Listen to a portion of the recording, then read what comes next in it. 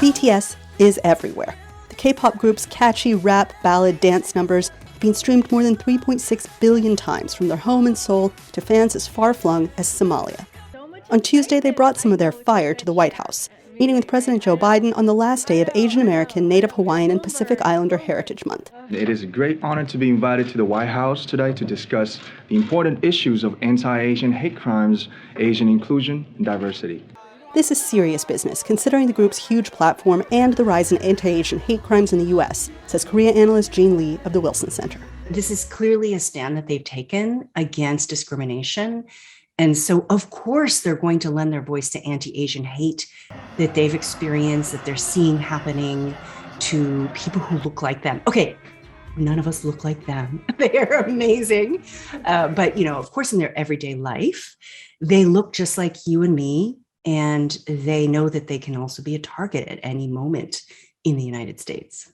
And when BTS talks, fans listen. Hundreds gathered in the scorching heat outside the White House gates on Tuesday, hoping to catch a glimpse. In 2020, the group donated $1 million to the Black Lives Matter movement and raised another $1 million from fans.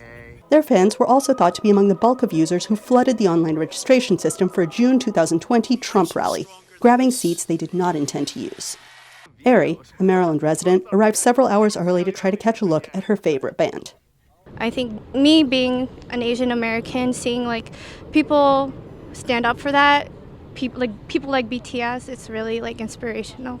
BTS first dipped their toes into major international diplomacy last year when they spoke and performed at the United Nations. So many people tuned in because of BTS, and it suddenly made a whole generation, a whole audience aware of diplomacy. So whether it's diplomacy, whether it's climate change, whether it's issues around emotional and mental health, LGBTQ issues, or racism, I think that they're starting to recognize that they have a responsibility. And I think that's amazing. It sets such a good example.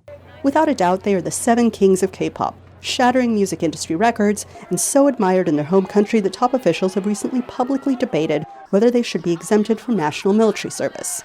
They did not answer reporters' questions Tuesday at the White House about what substantive policy changes they proposed to President Biden. Anita Powell, VOA News, the White House.